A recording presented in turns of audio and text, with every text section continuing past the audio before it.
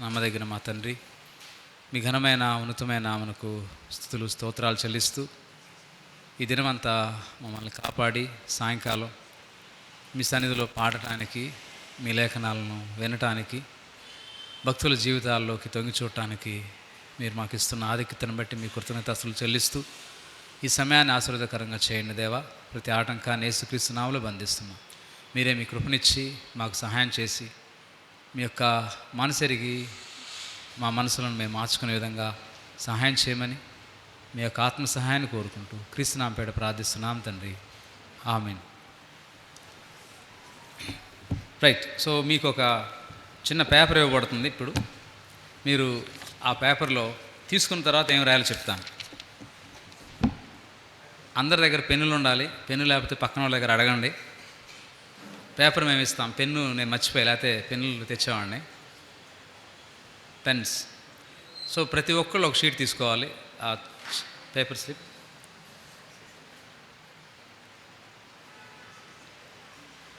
Pen లేకపోతే ఆలోచించొద్దు. పక్కన వాళ్ళ దగ్గర కానీ ముందున్న వెనకున్న వాళ్ళ దగ్గర ఎవరి దగ్గర తీసుకోండి.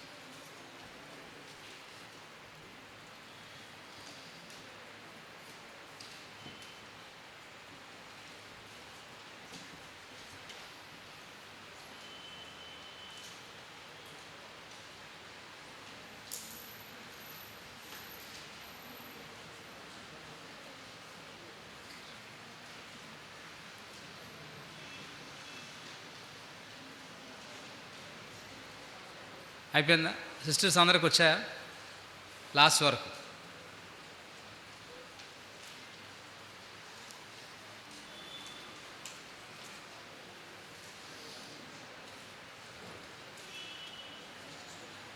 రైట్. మీ ఆన్సర్ అంటే ప్రశ్న ఏంటంటే, మీరు ప్రశ్న రాయొద్దు, ఓన్లీ ఆన్సర్ రాయండి.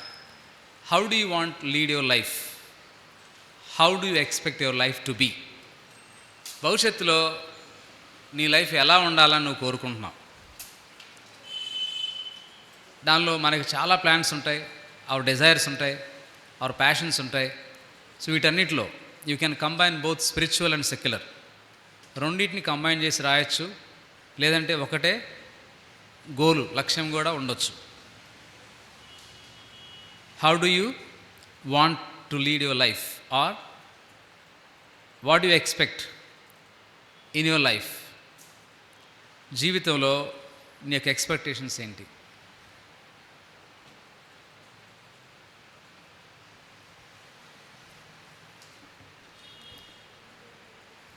అన్న 7 కదా, 7 లోపల.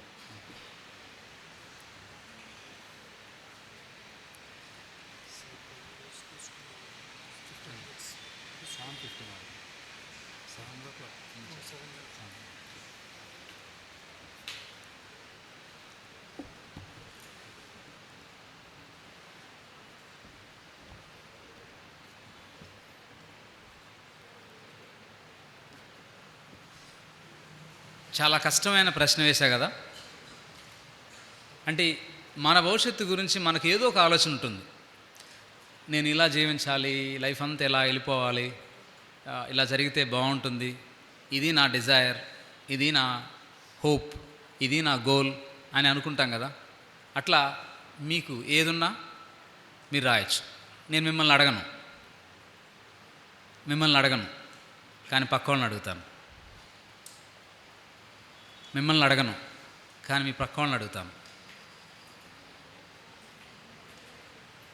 రాశారా? ఎంటీ ఎవరైనా ఇస్తే వాళ్ళ మైండ్ కూడా అదే అని అర్థం. కాబట్టి ఎంటీ షీట్ ఎవరు ఇవ్వద్దు. ఏదో ఒకటి ఊహించి కోరుకొని రాయండి. మీ కోరుకున్న కోరికలు నెరవేరుతాయని ఊహించొద్దు. దాని గురించి నేను ప్రార్థన చేయను. అర్థమైందా? రైట్. యా. సో ఇప్పుడు బహుశా అయిపోయింది అనుకుంటున్నాను. ఒక్క సెంటెన్స్, 1 word 2 words చాలు, అంతే. ఓకే. సో ఇప్పుడు మీ ప్రక్కన వారితో మీరు దాన్ని ఎక్స్చేంజ్ చేయాలి. ముగ్గురుంటే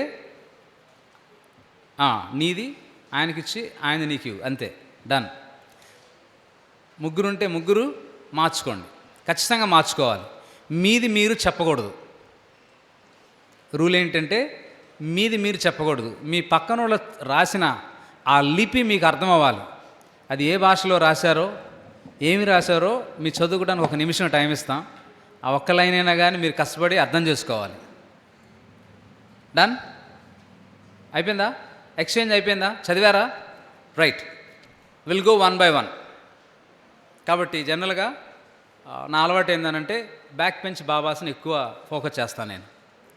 అలాగని ఫ్రంట్లో నిద్రపోమని అర్థం కాదు, వాళ్ళని కూడా చూస్తూ ఉంటాను.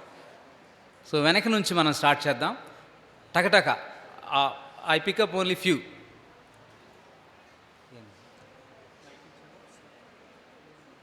చెప్తారు కదా. Right. So otherwise we pick randomly, ఎందుకంటే నాకున్న టైం అయిపోద్ది మీరు అందరూ వింటే. కొన్ని చూద్దాం. సో బాయ్స్ నుంచి బ్లాక్ షర్ట్ వేసుకున్న వాళ్ళు, మీది బ్లాక్ కన్ఫామ్ అయితే మీరు లేచి మీ పక్కన వాళ్ళు చెప్పండి, మీరు చెప్పొద్దు. గల్ల చొక్కా కాదండి, ప్యూర్ బ్లాక్. నువ్వు బ్లాకే లే, నువ్వు లేవాల్సిందే. చెప్పు. Happy, very good, super. Blue shirt.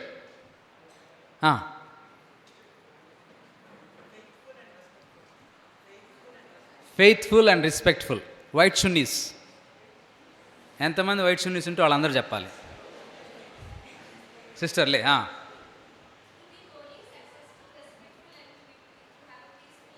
To be holy, respectful, successful and peaceful life. Okay, మీరేం రాస్తారు? మీకు వచ్చిందేంటి? Spiritual and good job. Right. Black చున్నీస్కి వద్దాం. Pure black. త్వరగా అయిపోతుంది నాకు. Very good. So joyful without any financial issues. Next black. కూర్చొని చెప్పు, లేవటం ఇబ్బంది అయితే కూర్చొని చెప్పు. అంటే మీరు ఎక్స్చేంజ్ చేసుకోవాలి, నన్ను మోసం చేస్తున్నారు.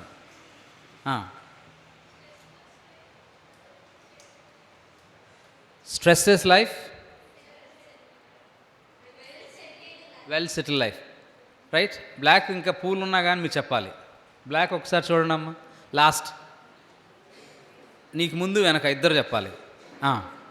లే, త్వరగా, నాకు ఇంకొక నిమిషం ఉంది. Good life and good marks. Next.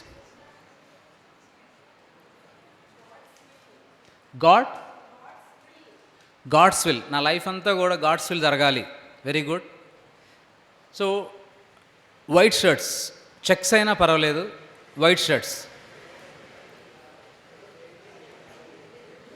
ఆ ముందున్న తమ్ముడు, నీ ముందా, నువ్వే లైన్లో నువ్వే వస్తావు. చెప్పు. Successful life. గుడ్. మీ ఇద్దరు లేవచ్చు, లేవండి. Very good. హ్యాపీ. ఇంకా వితౌట్ టెన్షన్స్, నో టెన్షన్స్. ఇంకెవరైనా చెప్తారా? మీది కాదు, మీ పక్కన వాళ్ళది. చెప్పు. Rich life. Yes. Okay. Rich in spirituality and physical life. Boys ఎవరైనా చెప్తారు వాలంటీర్గా? అబ్రామ్.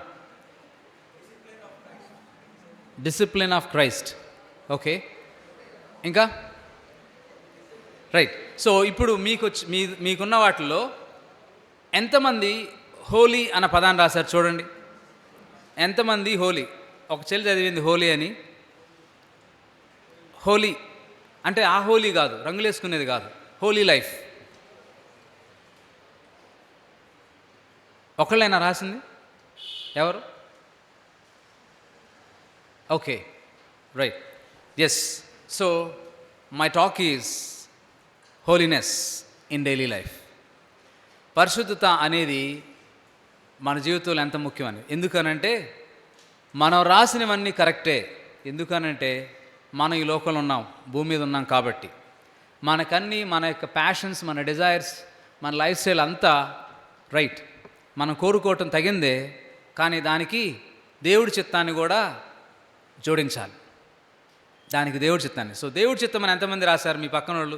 మీ పక్కనోళ్ళు రాసిన వాళ్ళు చేయొత్తండి. చదివిన వాళ్ళొద్దు, రాసిన వాళ్ళు చేయొత్తండి. దేవుడి చిత్తం ఒక్కళ్ళేనా? ఇద్దరు, రైట్. సో దేవుడి చిత్తం అనేది, పరిశుద్ధత అనేది. సో ప్రపంచం ఎటువైపు వెళ్తుంది అని అంటే, ప్రపంచం దాని యొక్క గోల్ ఏంది, నా లైఫ్ గోల్ ఏంది అని అంటే, నేను హ్యాపీగా, సక్సెస్ఫుల్గా, జాయ్ఫుల్గా, లగ్జూరియస్గా బతకటం. దానికోసం నా దగ్గర చిట్కాలు ఉన్నాయి, వస్తావా? చాలా చిట్కాలు ఉన్నాయి, నీకు చెప్తాను. ఇలా అయితే నువ్వు హ్యాపీగా ఉంటావు, ఇలా అయితే నువ్వు లగ్జూరియస్గా జీవిస్తావు, లగ్జరీస్ వెనక్కి వెళ్ళొచ్చు అని మరి లోకం టీచ్ చేస్తాం. ఎందుకంటే నేను కొన్ని వర్క్షాప్స్, సెమినార్స్ అటెండ్ అయినప్పుడు, ఫ్యాకల్టీ డెవలప్మెంట్ ప్రోగ్రామ్స్, వాటిలో ultimate goal of human life is happiness. Ultimate goal of human life is happiness. Yes, we will be happy even God promises happiness. నిత్య సంతోషాలు ఎక్కడ ఉంటాయి?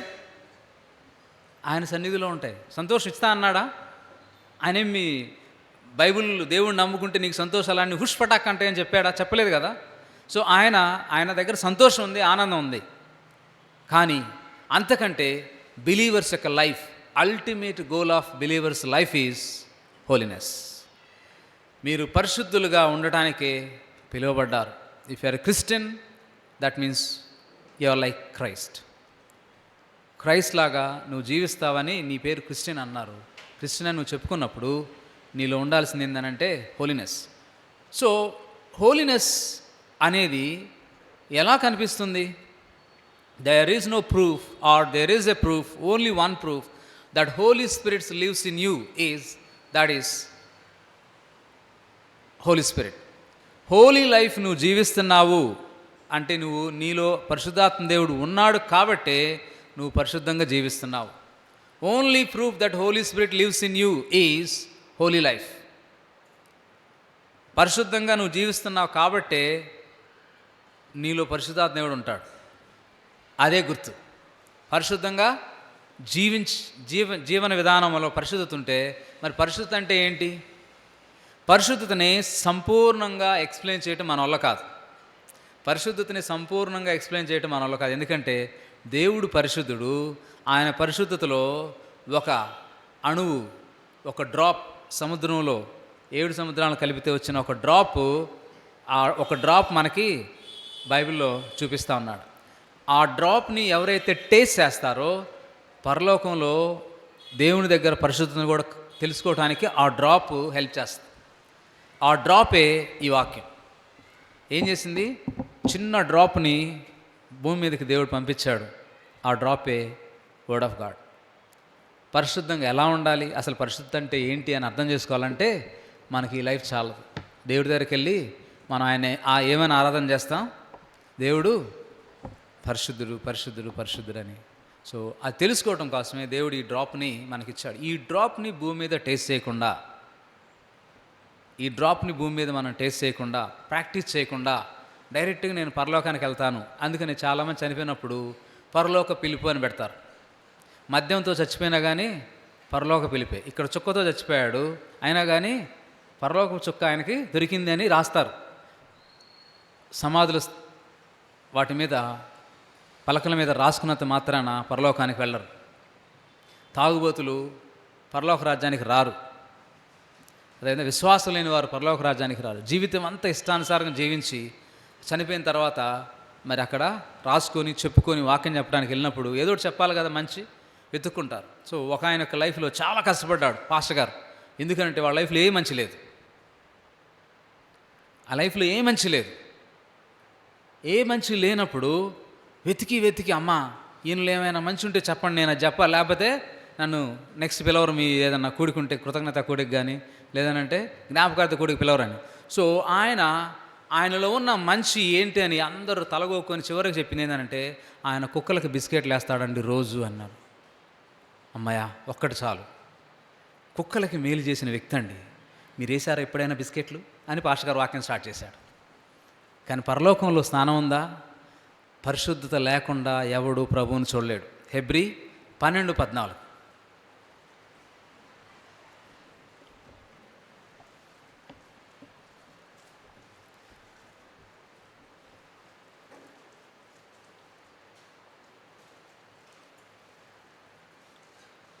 హెబ్రీ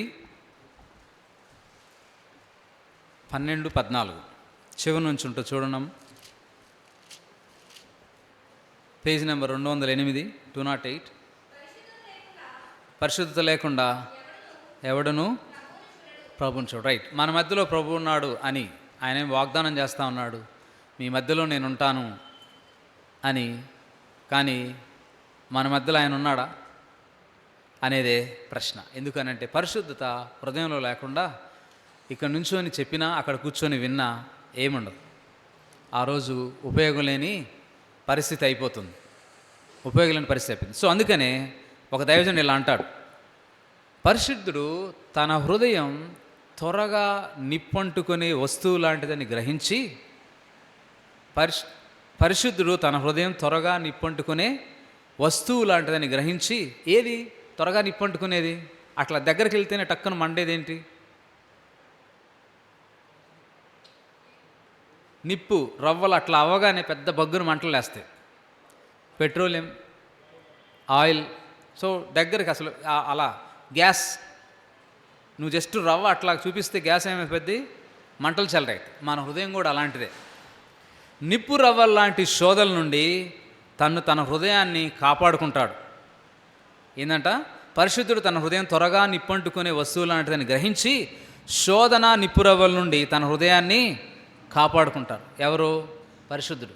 హోలీ లైఫ్ని జీవించేవాళ్ళు ఈ శోధన నిప్పు రవ్వలో చిన్న రవ్వ చాలు, గ్యాస్ వదిలి చిన్న రవ్వ పెడితే చాలు, ఇల్లు మొత్తం తగలబెడుతుంది. చిన్న రవ్వ చాలు. రైట్, అలాంటిది దావీదు అంతటి వాడే పడిపోయినప్పుడు తన బలం గురించి పడిపోయాడు కదా. మరి మన బలం గురించి నాకేం ఇబ్బంది లేదు, నేను బాగానే ఉన్నాను అని అనుకుంటా ప్రతిసారి. నేను కూడా అంతే అనుకుంటా. మనం ఏ శోధన వచ్చినా కానీ జయించగలం, నేను బాగానే ఉన్నాను అనుకుంటాం. కానీ ఆ శోధన వచ్చినప్పుడు దావీదు పడిపోయాడు. అంతటా ఆయనే పడిపోతే నీ ధైర్యం నా ధైర్యం ఏంటి? నీ ధైర్యం నా ధైర్యం ఏం లేదు. పరిశుద్ధ దేవుడు తప్ప మనకి ఇంకొక ధైర్యం అనేది లేదు. సో చాలామంది జ్ఞానవంతులు, మంచివాళ్ళు, గొప్పవాళ్ళు, తెలియగల వాళ్ళు ఈ లోకంలో జీవించారు, జీవిస్తూ ఉన్నారు. వాళ్ళందరికీ కొరత అయింది ఏందో తెలుసా? హోలీనెస్, పరిశుద్ధత గురించి అడిగినప్పుడు వాళ్ళు అది ఎలా ఉంటుందో మాకు తెలియదు, అదేంటో అసలు మాకు అవసరం లేదు, అదేంటో మాకు అవసరం లేదు. అందుకనే భూలోకంలో పరిశుద్ధతను అనుభవించకుండా, భూలోకంలో పరిశుద్ధతలో పాల్పంపులు పొందుకోకుండా పరలోకంలో పాల్పంపులు పొందుకోవటం అనేది కష్టం. సూది బెజ్జంలో ఒంటె దూరటం ఎంత కష్టమో, ధనవంతుల్లాగానే పరిశుద్ధత లేనివాడు కూడా అంతే. ఎందుకనంటే అపరిశుద్ధతకి ఆయనకి ఏమాత్రం పొసగదు. ఏమాత్రం దగ్గరకు వచ్చి మరిద్దరం బాయి అనుకో, చాలా కష్టం. కాబట్టి పరిశుద్ధత ఎంత గొప్పవాళ్ళైనా కానీ పరిశుద్ధత అనేది వాళ్ళకి లేదు, ఉండదు. కాబట్టి సో గొప్పవాళ్ళై ప్రభువు నమ్ముకొని పరిశుద్ధంగా జీవిస్తే అది వేరే విషయం. ఒకవేళ నేను చర్చికి వస్తాను, చాపలేస్తాను, అన్నీ చేస్తాను, చర్చ్ యాక్టివిటీస్ అన్నింటిలో పాల్గొంటాను, ఒక్క పరిశుద్ధతలో నాకు ఎక్స్క్యూజ్ ఇవ్వండి, ఒక్క పరిశుద్ధతలో నన్ను దయచేసి ఏం అడగొద్దు, హెచ్చరించొద్దు అని చెప్పినా మనకి ఉపయోగం. సో పరిశుద్ధులతో మీరు ఫ్రెండ్షిప్ చేసినా, పరిశుద్ధులతో కలిసి సహవాసం చేసినా, భోజనం చేసినా, ఎప్పుడు బెస్ట్ ఫ్రెండ్స్ అయినా కానీ ఆ పరిశుద్ధతలో పాలు రాదు. సో బిలాం ఉన్నాడు, గెహాజీ, రైట్, వీళ్ళందరూ కూడా మంచి దేమా. ఆ తర్వాత అధికారి ఒకడు యేసుప్రభువు వారి దగ్గరికి వచ్చి నిత్య జీవానికి వారసుడు అవడానికి నేను ఏం చేయాలని అడుగుతాడు. అధికారి కూడా మంచివాడే, ఆజ్ఞలన్నీ ఫాలో అవుతున్నాడు. వీళ్ళందరూ కూడా ఎవరితో ఉన్నారు? గెహాజీ అసలు ఎవరితో ఉన్నాడు? డైరెక్ట్గా దేవుడితో మాట్లాడి దేవుడి దగ్గరికి వెళ్ళిపోయే ప్రవక్తతో ఉన్నాడు. సో అట్లాంటి వాళ్ళతో స్నేహం చేసినంత మాత్రాన మరి ప్రవక్త యొక్క పరిస్థితి నీకు వస్తుందా? అంటుకుంటుందా? టచ్ అనగానే వచ్చేస్తా నీలోకి? రాదు.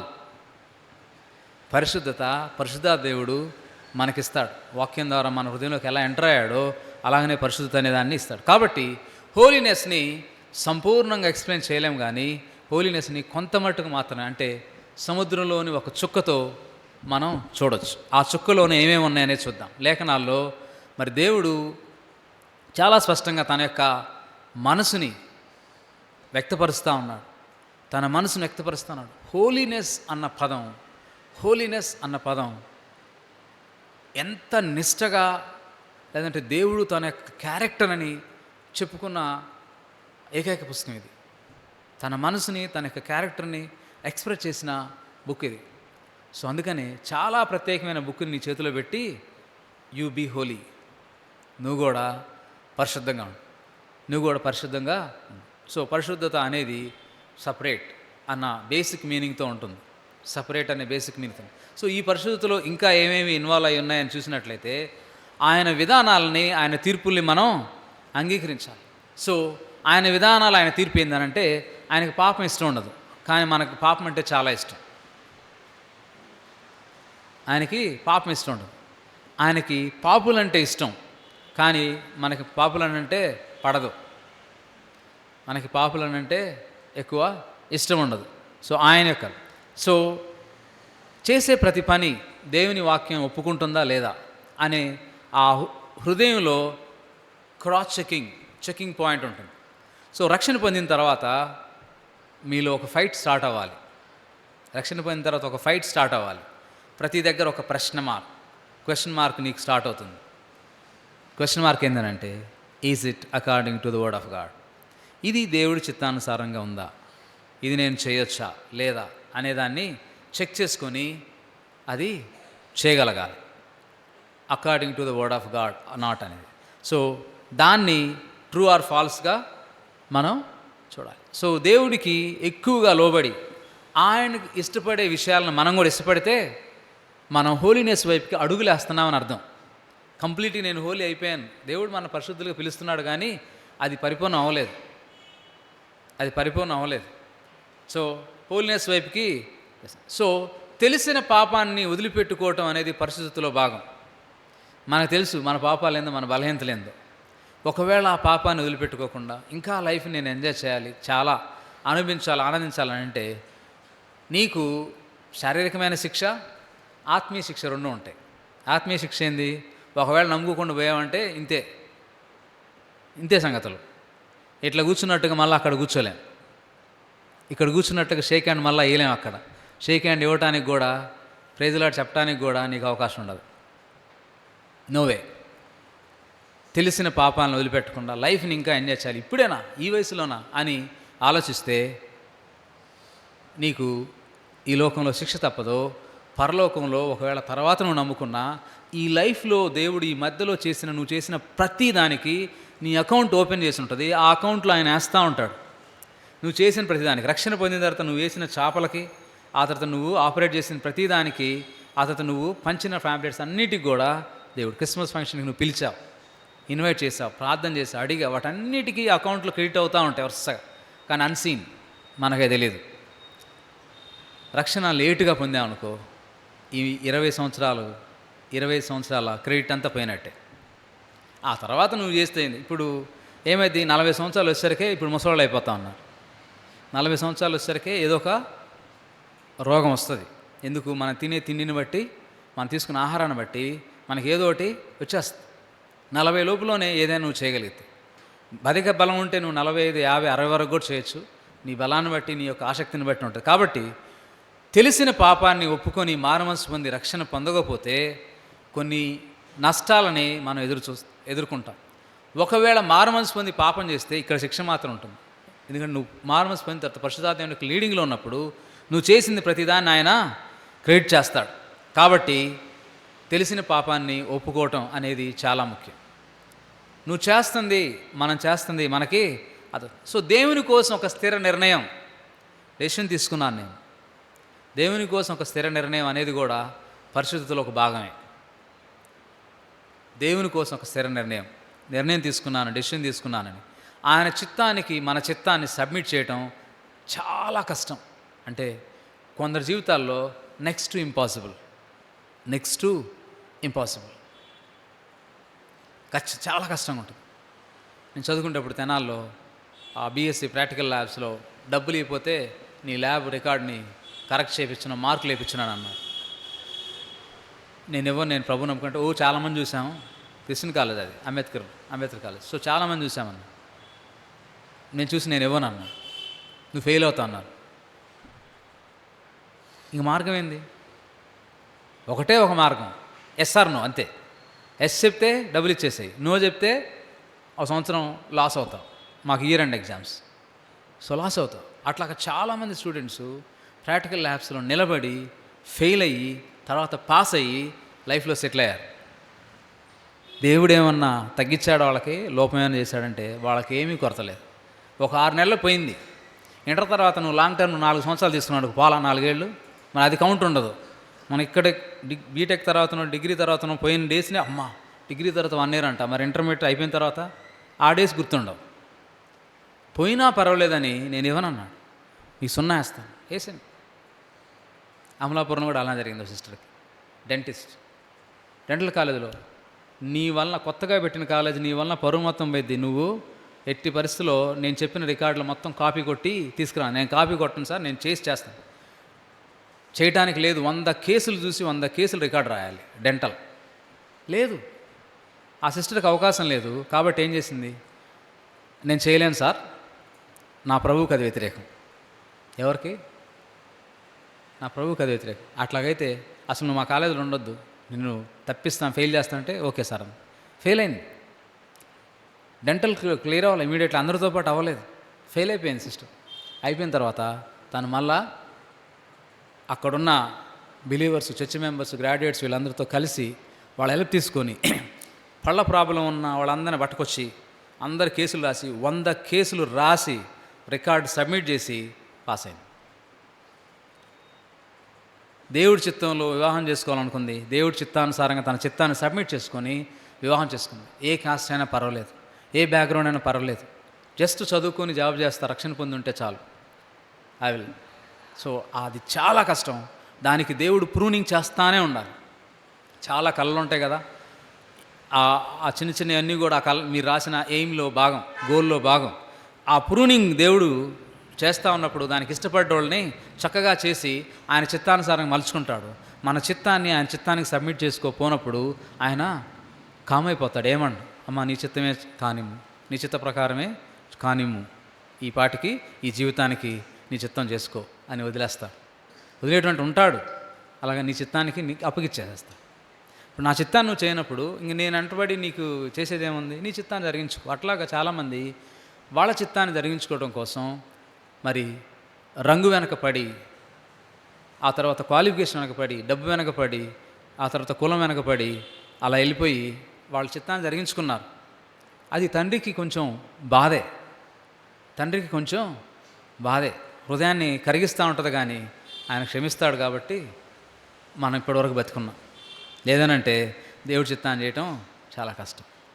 సో కొంతమంది చాలా నిర్ణయం తీసుకుంటారు. ఏందనంటే జీవితంలో నీతో నేను మరలా మాట్లాడను, కూతురైనా కొడుకైనా నువ్వు నేను చెప్పిన వివాహం నువ్వు చేసుకోకపోతే జీవితంలో మళ్ళా నీ మొహం నేను చూడను అంటారు. చూడకుండా చచ్చిపోతారు, చూడకుండానే చచ్చిపోతారు. ప్రభు కోసం నిర్ణయం తీసుకున్న వ్యక్తుల్లో తల్లిదండ్రులు కూడా అదే మాట అన్నారు, నువ్వు మా కుటుంబంలో లేవు, చచ్చిపోయావు అనుకుంటున్నావు, వెళ్ళిపో ఇంటి నుంచి అన్న, వెళ్ళిపో అని చెప్పారు. అయినా కానీ ప్రభు చిత్తానికి తన చిత్తాన్ని సబ్మిట్ చేసి వాళ్ళు చేసుకున్నారు. సో అలాంటి అది మన యొక్క చిత్తాన్ని దేవుడి చిత్తానికి సరెండర్ చేయటం అనేది కూడా దేవుని యొక్క పరిశుద్ధతలో భాగం అనుకుంటాం మనం. సో అది చాలా, అక్కడే ఆయన ప్లీజ్ అవుతాడు. నీకు ఎలా తెలుస్తుంది అది? How do you experience that? నీ చిత్తాన్ని ప్రభు చిత్తానికి సరెండర్ చేసి ఒక్క చిన్న విషయం చేసినప్పుడు నీ హృదయంలో కలిగే ఆనందం, ఉప్పొంగే ఆనందాన్ని నువ్వు తట్టుకోలేవు. నీకు అర్థమైపోతూ ఉంటుంది, చాలా సాటిస్ఫాక్షన్ వస్తుంది, చాలా హ్యాపీగా ఉన్నాను, పోయినా పర్వాలేదు, నేను నష్టపోయినా పర్వాలేదు, కానీ నా హృదయం నెమ్మదిగా ఉన్నది, నాలో ఉన్న పరిశుద్ధ దేవుడు సంతోషిస్తున్నాడు, ఆ సంతోషం నాకు కూడా కలుగుతుంది, అర్థమవుతుంది. చిన్న విషయంలో దేవుడి చిత్తాన్ని చేసినప్పుడు అంత ఆనందాన్ని దేవుడు చేస్తారు. సో ఆయన ఆజ్ఞలకు లోపడడం, మరి దేవుణ్ణి సంతోషపెట్టాలని, ఫ్రెండ్స్ని, లోకాన్ని సంతోషపెట్టాలని మీకు 14 వయసు నుంచి 24 వయసు వరకు ఉంటుంది. ఎందుకనంటే 14 టీనేజ్లో ఎంటర్ అయిన దగ్గర నుంచి తల్లిదండ్రులకి దూరం అవుతా ఫ్రెండ్స్కి దగ్గర అవుతూ ఉంటారు. ఫ్రెండ్స్ ప్రపంచం అయిపోతారు. ఎప్పటి వరకు? 14 నుంచి 24 వరకు, బహుశా అయితే 25 వరకు అనుకోవచ్చు. కొంతమంది అంతే వెళ్ళిపోతారు ఫ్రెండ్స్తోనే. సో అప్పుడు వీళ్ళకి దూరం అవుతున్నప్పుడు ఏమైందనంటే లోకంలోకి మనని తీసుకెళ్ళిపోతూ ఉంటుంది. కొంచెం కొంచెం కొంచెం కొంచెం తీసుకెళ్తూ ఉంటుంది. ఎందుకంటే నువ్వు ఈ ట్రాక్లో ఉన్నావు. సో మమ్మల్ని సంతోష పెట్టాలి కదా. రాలేవా? ఒక్క సినిమాకి రాలేవా? నేను పంపిస్తా రీలు చూడు. నెట్ఫ్లిక్స్ నీకు లేకపోతే నా ఫోన్ ఇస్తా చూడు. నువ్వు ఇది చేయలేవా? ఇది చేయలేకపోతే చాలా కష్టం. ఈ వయసులోనే 14 ఇయర్స్ వయసులో, 15 ఇయర్స్, 16 ఇయర్స్ వయసులో ప్రపోజల్స్ వస్తూ ఉంటాయి. పెళ్లి ప్రపోజల్స్ కాదు, ప్రేమ ప్రపోజల్స్. సున్నితంగా, నీకు నాకు కుదరదు, నేను డిఫరెంట్ కాబట్టి ఐఎమ్ సారీ అని చెప్పగలిగితే అక్కడితో కట్ అయిపోయింది. బాగానే ఉందని లొట్టలేసుకుంటూ మాట్లాడామనుకో, సొల్లు కాచుకుంటా, గీక్కుంటా, ఫోన్ గీక్కుంటా చాట్ చేసామనుకో, what is that? Chatting time is cheating time the God has given. నిన్ను నువ్వు దేవుణ్ణి చీట్ చేసే టైమే చాటింగ్ టైం. నిన్ను నీవు దేవుణ్ణి ఇద్దరిని చీట్ చేసే టైమే చాటింగ్ టైం. ఈ సొల్లంతా చాట్ చేస్తూ ఉన్నప్పుడు, రిక్వెస్ట్లు పెట్టి అవన్నీ చూసుకుంటా ఉన్నప్పుడు మనకు కలిగేది ఏంటంటే, you are cheating the time God has given. మనం చాలా చేస్తాం. సో అది దేవుని పరిశుద్ధతలో భాగం కాదు. Cheating time is not part of God's holiness. ఆయన పరిశుద్ధతలో అది భాగం కాదు. సో దేవుడు చిత్తానికి లోబడటానికి, ఆయన సంతోషపెట్టడానికి మనం ప్రయత్నం చేస్తాం. రోమపత్రిక 7:22. రోమపత్రిక 7:22.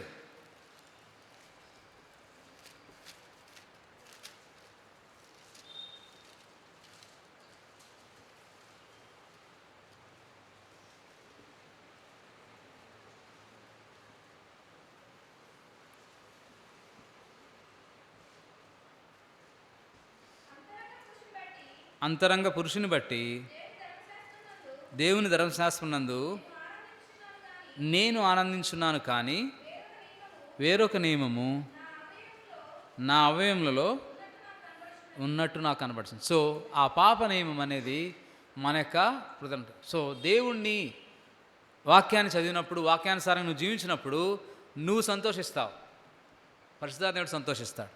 కానీ పాప నియమం ఇంకా మనలోనే ఉంటుంది కాబట్టి ఆ సమయంలో దాన్ని జయించడం అనేది కష్టమైనది. కాబట్టి పౌలు గారు ఇది రాస్తా ఉన్నాడు. 119వ కీర్తన 128. 119, 128. 119, 128. నీ ఉపదేశములన్నీయు యథార్థములన్నీయు నేను వాటిని మన్నించున్నాను. అబద్ధ మార్గములన్నీయు నాకు అసహ్యములు. మనం ఎప్పుడు చెప్తాం? అబద్ధ మార్గాలని నాకు అసహ్యమని ఎప్పుడు చెప్తాం? ఎప్పుడు చెప్పం. ఏవో చిన్న చిన్న అబద్ధాలు ఆడితే ఏమైతే నరకానికి వెళ్తాడా? దేవుడు ఏం తీసుకెళ్ళి, దేవుడు చాలా ప్రేమ గలవాడు కాబట్టి చిన్న అబద్ధం, అది వైట్ లై అయినా బ్లాక్ లై అయినా, లై ఈజ్ లై. షుగర్ కోటెడ్ అయినా కానీ అబద్ధమే. నువ్వెంత దాన్ని షుగర్ కోట్ చేసినా నాకు లోపల విషం ఉన్నదని తెలియదు, కానీ దేవుడికి అది చూడగానే దాని లోపల విషం ఉందని తెలుస్తుంది. సో అబద్ధాన్ని వక్రీకరించి లేదంటే ఇంకొక రూపంలో చెప్పినా కానీ మనం దేవుణ్ణి మోసం చేస్తున్నట్లే. ఆయన దగ్గర నుంచి మనం ఏమీ దాచలేము. కాబట్టి ఆయన ఆజ్ఞలు, ఆయన యొక్క ధర్మశాస్త్రం, అయితే ఆయన వాక్యాన్ని ఎందు ఆనందించడం అనేది పరిశుద్ధతలో భాగం. మనకు లైఫ్ చాలా బాగుంటుంది. సో కొన్ని మూవీస్, కొన్ని సీరియల్స్, కొన్ని క్లిప్స్, కొన్ని రీల్స్, షార్ట్ చూసినప్పుడు మనకు లైఫ్ చాలా హ్యాపీగా అనిపిస్తుంది ఏదో ఒక చూసినప్పుడు. ఎప్పుడైతే మనం నిజంగా పరిశుద్ధతను రుచి చూస్తూ ఉంటామో, వాక్యాలు చదువుతూ ఉన్నప్పుడు మనకు లైఫ్ యొక్క మీనింగ్, దేవుని యొక్క కృప ఇవి అర్థమవుతూ ఉన్నప్పుడు మనం సంతృప్తితో, ఆనందంతో మన ఆ లేఖనాలని చూస్తాం. దీన్ని విడిచి మనం ఏది చదివి ఎంత సాటిస్ఫాక్షన్ తెచ్చుకున్నా కానీ అది చివరికి పరిశుద్ధ వైపుకి నడపదు. భక్తులు రాసిన, విశ్వాసులు రాసిన పుస్తకాలు మనం చదువుతాము, అవి కొన్ని మనకి విషయాలు తెలియపరుస్తాయి, కానీ అదే మనకు బైబిల్ కాకూడదు.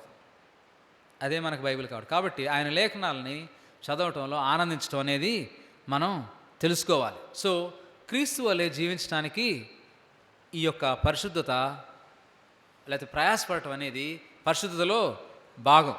సో ప్రతిరోజు ఆయనలో శక్తిని పొందుకోవటం ఎట్లా వస్తుంది? Unseen power. ఇప్పుడు వస్తున్నాయి కదా cordless chargers, wireless chargers. Wireless ఛార్జర్కి నువ్వు వైర్ పెట్టే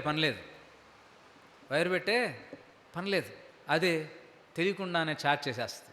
అలానే నీవు నేను ఆ అన్సీన్ పవర్ ఆఫ్ క్రైస్ట్, ఆయన యొక్క పునరుద్ధాన శక్తిని ప్రతిరోజు వాక్యం చదివి హృదయంలో దాన్ని తలపోసుకొని ధ్యానించడం ద్వారా ఏం చేస్తాము? ఆ రోజుకు కావాల్సిన పవర్ని మనం పొందుకుంటాం. సో ఒకవేళ అది తగ్గిందనుకో ఏమై తెలుసా? పవర్ కట్స్ వస్తాయి. ఏమొస్తుంది?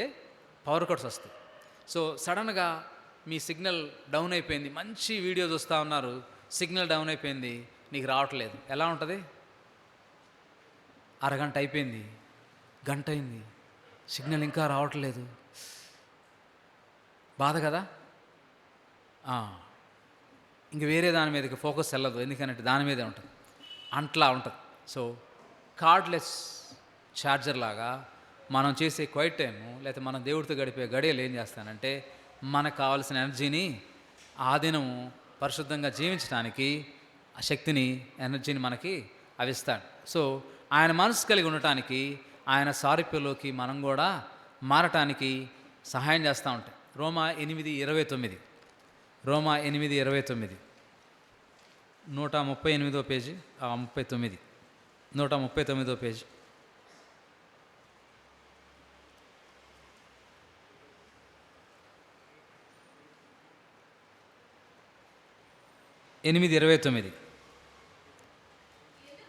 ఎందుకనగా తన కుమారుడు అనేక సహోదరుల్లో జయిసుడగునట్లు దేవుడు ఎవరిని ముందు ఎరిగినో వారు తన కుమారునితో సారూప్యం గలవారవుటకు వారిని ముందుగా నిర్ణయించును. సో ఎదురు చూస్తూ ఉంటాడు, నేను నిర్ణయించాను నువ్వు నా కుమారుని సారూప్యంలోకి రావాలి అని వెయిట్ చేస్తూ ఉంటాడు. నీకు తప్పు ఒప్పు ఎప్పుడైతే ఏ వయసులో అయితే తెలుస్తాయో ఇది తప్పు ఇది ఒప్పు అని అర్థమైన ఆ జ్ఞానం వచ్చిన స్టేజ్ నుంచి, ఆ రోజు నుంచి దేవుడు ప్రతిరోజు వెయిట్ చేస్తూ ఉంటాడు. నువ్వు తెలుసుకొని ఒప్పుకొని ఆయన హృదయంలోకి ఆహ్వానిస్తావని. సో తెలుసుకొని ఒప్పుకొని ఆయన హృదయంలోకి ఆహ్వానిస్తావని నువ్వు నిర్ణయించబడ్డావు. ముందు చెప్పాను కదా, నీకున్న బ్లెస్సింగ్స్ పోతాయి, ఆ తర్వాత నీకున్న అకౌంట్స్లో ఉన్న నీ క్రెడిట్స్ అన్నీ పోతాయి నువ్వు ఆయన దగ్గరికి రాపోతే. సో నువ్వు నిర్ణయించబడ్డావు కాబట్టి నువ్వు త్వరగా ఆయన దగ్గరికి వచ్చి నీ హృదయాన్ని ఇచ్చి ఆయన బిడ్డగా అప్పుడే మనం ఆయన. సో కాబట్టి నిర్ణయించబడ్డాం కాబట్టి ఎలా ఉండాలి? యేసుక్రీస్తు ప్రభువారి యొక్క సారూప్యంలోకి మనం మార్చబడాలి. యేసుక్రీస్తు ప్రభువారి యొక్క సారూప్యంలోకి మారాలని మరి ప్రయత్నం చేయటమే పరిశుద్ధతలో భాగం. క్రీస్తు యొక్క క్షమాపణ పరిశుద్ధతలో భాగం. క్రీస్తు యొక్క సహనం పరిశుద్ధతలో భాగం. తను తాను ఉపేక్షించుకోవటం, నాట్ ఐ. ఎందుకనంటే ఎప్పుడు కూడా అన్ని లెటర్స్లో కంటే కూడా నిలబడి ఉండేది ఏంటి? ఏబిసిడీల్లో ఐ. నేను వంగను, నేను నువ్వు ఎప్పుడైనా రాసుకో, నిద్రలో రాసుకో, తిరగబడి రాసుకో, పండుకొని రాయి, తలకిందులు పెట్టి రాయి, ఐ విల్ స్టాండ్. ఏంటి? నువ్వు ఐని ఎటు తిప్పి రాసినా నిలబడే ఉంటాను నేను. నువ్వు అప్సైడ్ డౌన్ తిరిగి రాసినా నిలబడే ఉంటాను. ఒకవేళ నువ్వు పక్కకు ఉంచావనుకో అది ఐ కాదు. సో ఐని బెండ్ చేయగలగాలి, ఉపేక్షించుకోవటం. నాకంటే నా సహోదరి నా సహోదరుడు గ్రేట్ అని అనుకోవటం చాలా కష్టం. ఎలా ఉంటుందనంటే పిహెచ్డి చేసిన తర్వాత పీజీ క్యాండిడేట్ని చూస్తూ ఉంటే ఎలా ఉంటుంది? చిన్న చిన్న పిల్లకాయల్లా కనిపిస్తూ ఉంటారు, చిన్న చిన్న పిల్లలా కనిపిస్తూ ఉంటారు. పీజీ ఆఫ్టర్ ఆల్ పీజీ గాడే అంటారు. కానీ వాక్యం ఏం చెప్తుందనంటే నువ్వు ఎంత గొప్పోడు అయితే ఈ చిన్న పిల్లోడిని కానీ లేకపోతే యవనస్తుని చూసి నువ్వేమనుకోవాలి? యవనస్తుడు నాకంటే గ్రేట్. అది దేవుని వాగ్దానము, దేవుని యొక్క ఫ్యూచరిస్టిక్ వ్యూ అవ్వచ్చు. అలాంటి తగ్గింపు, అలాంటి మరి ఉపేక్షించుకునే తత్వం అనేది మనలోకి రావటమే పరిశుద్ధతలో భాగం. లేదనంటే పరిశుద్ధత కాదు. నన్ను నేను ఉపేక్షించుకోవట్లేదనంటే పరిశుద్ధత కాదు. అందుకనే మ్యాక్సిమం నేను ఎక్కడికి వెళ్ళినా క్రిస్టియన్ సర్కిల్స్లో ఎప్పుడు కూడా నాకు పిహెచ్డి ఉందని చెప్పుకోను. పిహెచ్డి ఉన్నా లేకపోయినా పాపాల చిట్ట అయితే ఉంది. నేను చేసిన పాపాల చిట్ట, బ్రదర్ మీ పాపాల చిట్ట మీ ముందు రాసి, లేకపోతే మీ పేరు తర్వాత మీరు చేసిన పాపాలని రాయండి బ్రదర్ అంటే ఎంత అయింది? ఒక నోట్స్ సరిపోదు, ఒక నోట్సు సరిపోదు. మరి అది అడిగితే పిహెచ్డి అంటే గర్వంగా నేను పిహెచ్డి చేశాను ఏమనుకున్నారు అనుకో. మరి పాపాల చిట్టా రాస్తే, అనుదినం చేసే పాపాలని రాస్తే సిగ్గుతో తలంచుకుంటాం, కానీ ఇక్కడ గర్వపడతాం. సో ఐని సబ్మిట్ చేయగలగాలి, ఉపేక్షించాలి. నాట్ ఐ, వి. నాకంటే నా సహోదరులు గొప్పవాళ్ళు, చదువుకోపోయినా దేవుని వాక్యానికి లోబడి ఎంతో విశ్వాసంతో మరి నిలబడే విశ్వాసం చూసినప్పుడు మరి వీళ్ళు నాకంటే చాలా గ్రేట్, గొప్పవాళ్ళు. వాళ్ళు చదువుకోలేదు, వాళ్ళ చదువు రాదు, కానీ వాళ్ళు విశ్వసించారు, వాళ్ళ విశ్వాసాన్ని బట్టి జీవించారు. నైజీరియాలో జరుగుతుంది అదే. 3,000 మంది చంపేశారని అంటే వాళ్ళ యొక్క విశ్వాసం చాలా గొప్పది. అటువంటి ఆ టార్చర్లో కూడా, ఆ తగలబెట్టిన చర్చెస్లో కూడా చంపేసిన చోటే వాళ్ళు వెళ్ళి మళ్ళీ ఆరాధన చేశారు. మళ్ళీ వచ్చి మిలిటెంట్స్ చంపుతారని తెలుసు, అయినా కానీ వాళ్ళ ఫెయిత్ అలా నడిపిస్తాం. సో అలాంటి ఆ ఫెయిత్ ఉన్నవాళ్ళు వాళ్ళ ముందు మనం తలదించుకోవాల్సిందే. ఎందుకంటే మనకు అలాంటి ఫెయిత్, అలాంటి సాక్రిఫైస్ లేదు. సో మనకంటే చిన్నవాళ్ళు, మనకంటే హోదాలో తక్కువ వాళ్ళు, ఐశ్వర్యంలో తక్కువ వాళ్ళు మనకంటే గొప్పవారు ఆత్మీయంగా. అందుకనే చిన్నవాళ్ళను కూడా అన్న అక్క అని పిలుస్తారు. ఎందుకు అంటే ఆత్మీయతలో బహుశా గొప్ప ఉండొచ్చు, కానీ అది లోకపరంగా ఆలోచించినప్పుడు ఏజ్ని బట్టి పిలవాలండి అని అంటారు. ఏజ్ని బట్టి పిలవాలని అంటారు. ఓకే, అది. ఆ తర్వాత నిస్వార్థం. ఖచ్చితంగా మనల్ని ప్రతి ఒక్కళ్ళు స్వార్థం ఉంటుంది. నేను నా పిల్లలు తర్వాతనే, అది నా బాధ్యత. నిస్వార్థంలో కూడా బాధ్యత ఉంటుంది.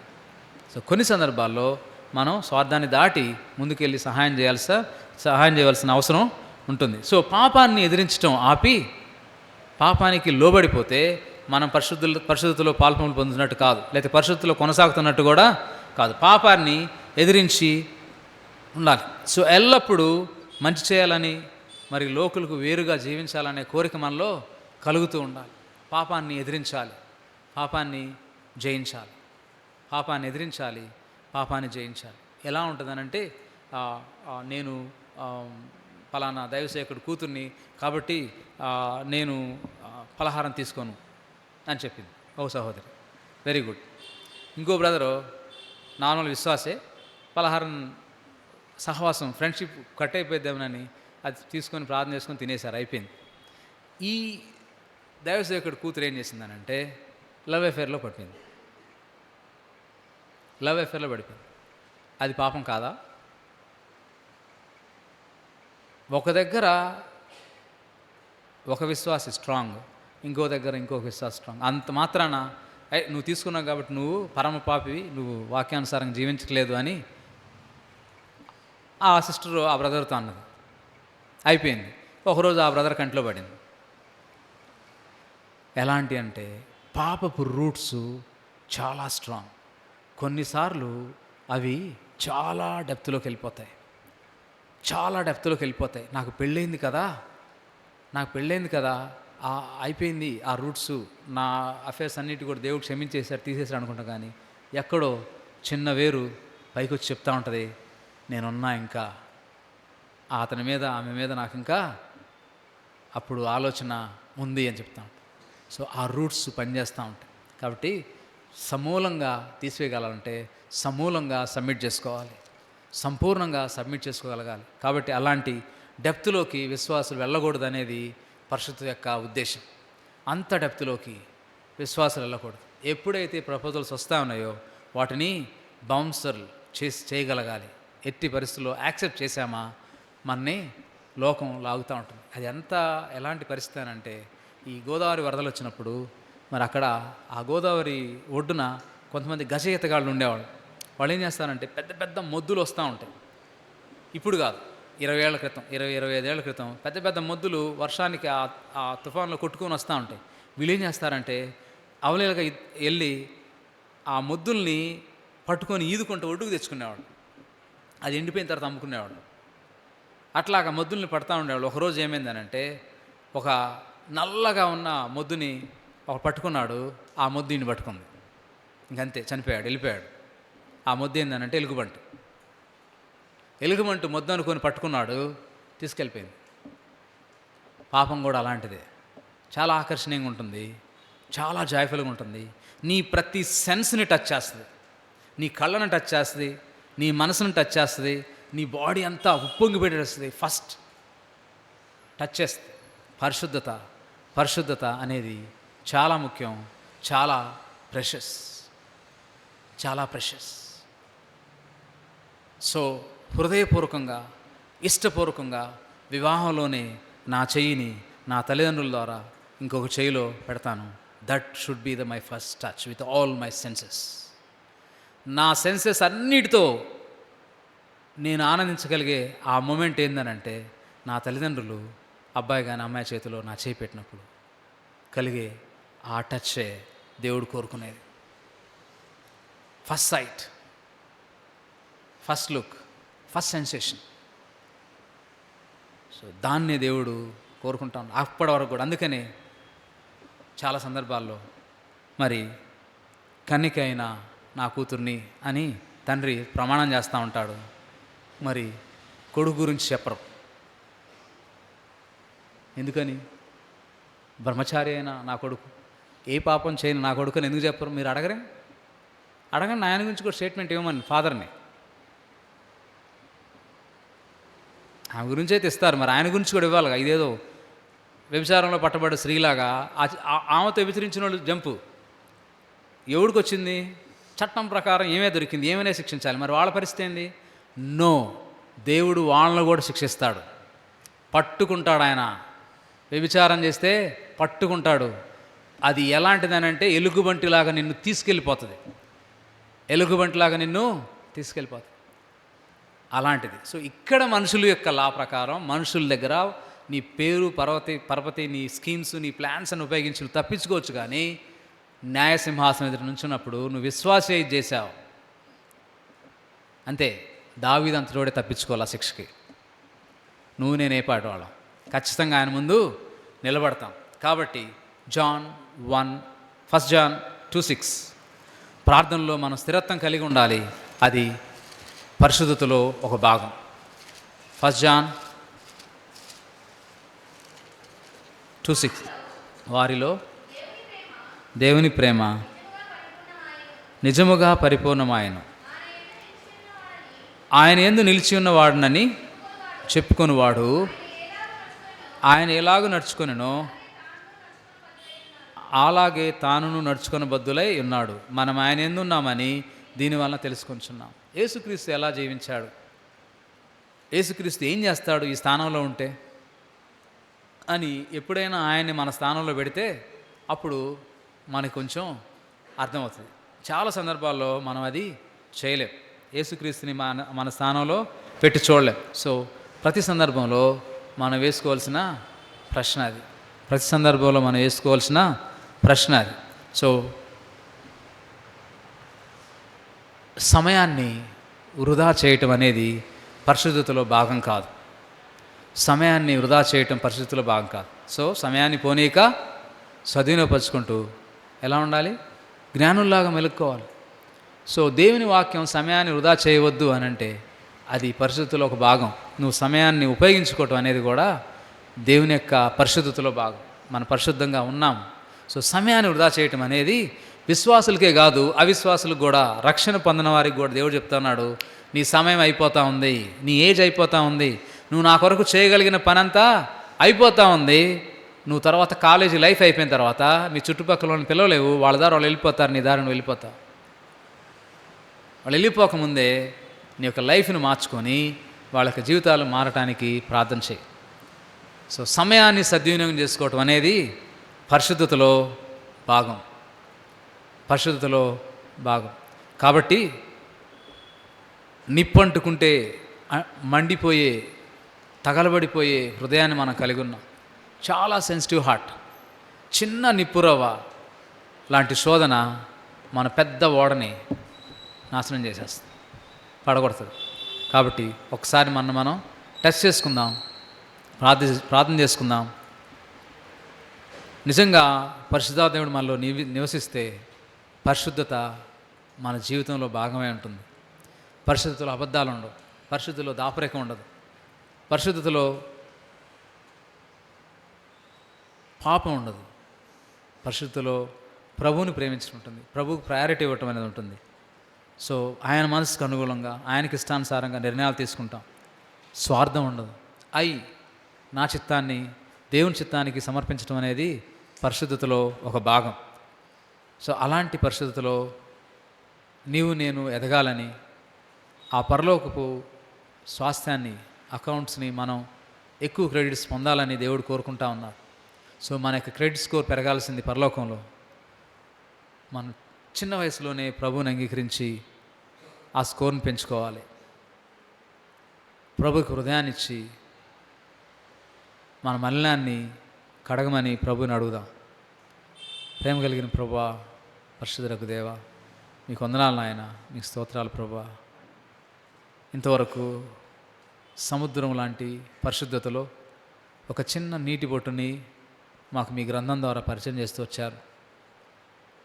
ఈ పరిశుద్ధతలో పాల్పంపులు పొందిన వారే పరలోకంలో పరిశుద్ధుడైన మీ యొక్క సమక్షంలో పరిశుద్ధతలో పాల్పంపులు పొందుతారని మీరు సెలవిస్తుండగా, రక్షణ లేని మా బిడ్డలను మీరు జ్ఞాపకం చేసుకొని రక్షణ పొందటానికి వారి హృదయాన్ని సిద్ధపరచండి దేవా. నష్టపోకుండా మా నష్టాన్ని చవిచూడక ముందే మిమ్మల్ని అంగీకరించి మీ మీద నమ్మకం ఉంచి మీరు ప్రతి శోధన జయించడానికి శక్తిని ఇస్తారని నమ్మి మరి రక్షణ పొందడానికి సహాయం చేయండి ప్రభా. విశ్వాసం ఎదుగుతూ క్రీస్తు ప్రభువారి వలె దీనత్వం కలిగి, సాత్వికం కలిగి, ప్రేమ కలిగి మా ప్రభు ఒకరికంటే ఒకరు గొప్ప అని ఎంచుకుని ఆ పరిస్థితిలోకి మా ప్రభు రాగలిగినట్లుగా మీరే సహాయం చేయండి. అబద్ధాలను ప్రభా, మరి డిసెప్షను, మోసం చేయటం, చీటింగ్, చాటింగ్, వీటన్నిటి నుంచి బిడ్డలు మీరు రక్షించమని, నన్ను గనపరచమా, నేను గనపరచునని మీరు సెలవిచ్చిన రీతిలో దేవా మిమ్మల్ని గనపరచడానికి, అది ఒక్కరోజు కాదు జీవితాంతం మిమ్మల్ని గనపరచడానికి మా ప్రభా ఈ జీవిత అనంతరం నిత్య మహిమలోకి మీలోకి ప్రవేశించినట్లుగా కృపనివ్వమని మీకే వందనాలు చెల్లించుకుంటూ యేసుక్రీస్తు నామమున పేరిట స్తుతించి ప్రార్థిస్తున్నాం తండ్రి, ఆమేన్.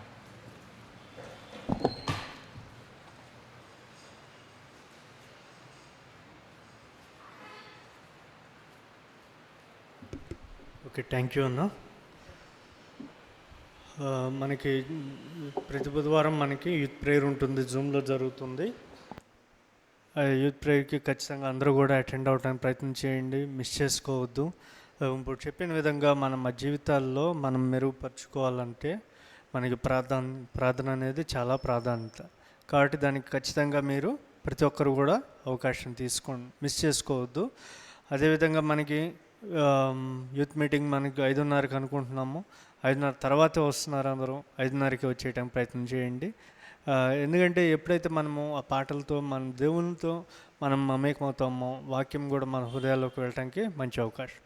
అదేవిధంగా మీ ఫ్రెండ్స్ ఎవరైనా మీ ఇంటి దగ్గర వాళ్ళు కావచ్చు, ఎవరైనా ఉంటే కనుక ఇన్వైట్ చేయటానికి, మేము చెప్తుంటే రాకపోతుంటే అన్నవాళ్ళని కావచ్చు, ప్రశ్న అన్న, రాజకిషోర్ అన్న, అట్లా అదేవిధంగా సిస్టర్స్లో మీరు కనుక తెలియజేసినట్లయితే వచ్చి వాళ్ళు మనం యూత్ మీటింగ్కి ఇన్వైట్ చేయడానికి మంచి అవకాశం.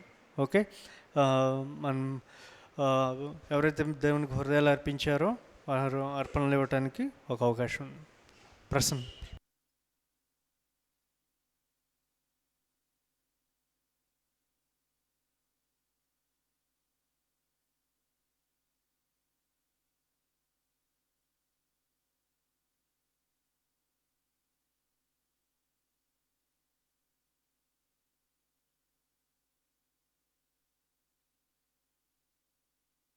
నిలబడదామా అందరం?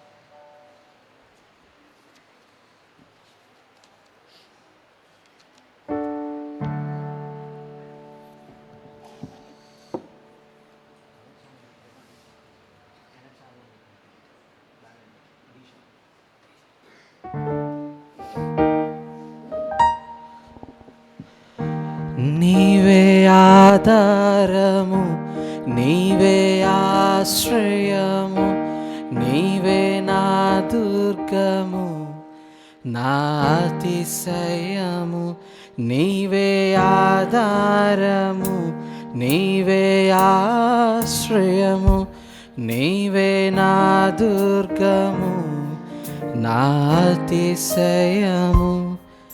ఎనచాలిన నీ ప్రేమ, ఎనతరములు నిలచిన ప్రేమ, నా యేసయ్యా నీ ప్రేమ. Song number 31.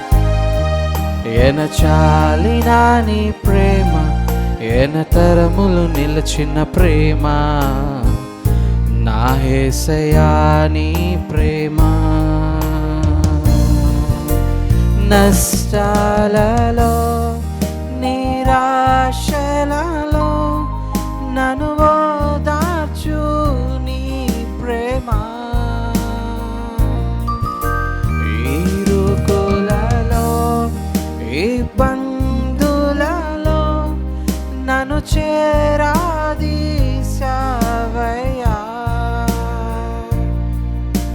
నష్టాలలో నిరాశలలో నన్ను ఓదార్చు నీ ప్రేమ, ఇరుకులలో ఇబ్బందులలో నన్ను చేరాదీశావయ్యా.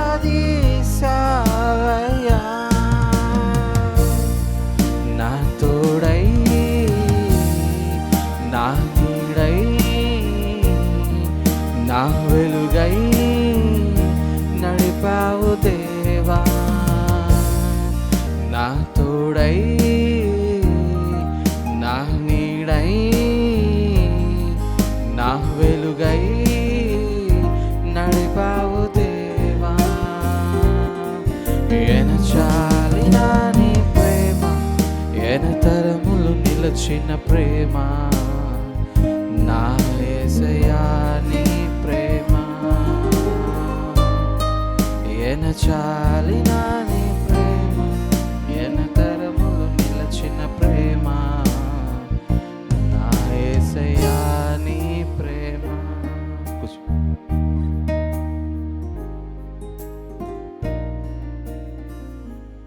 ఓకే.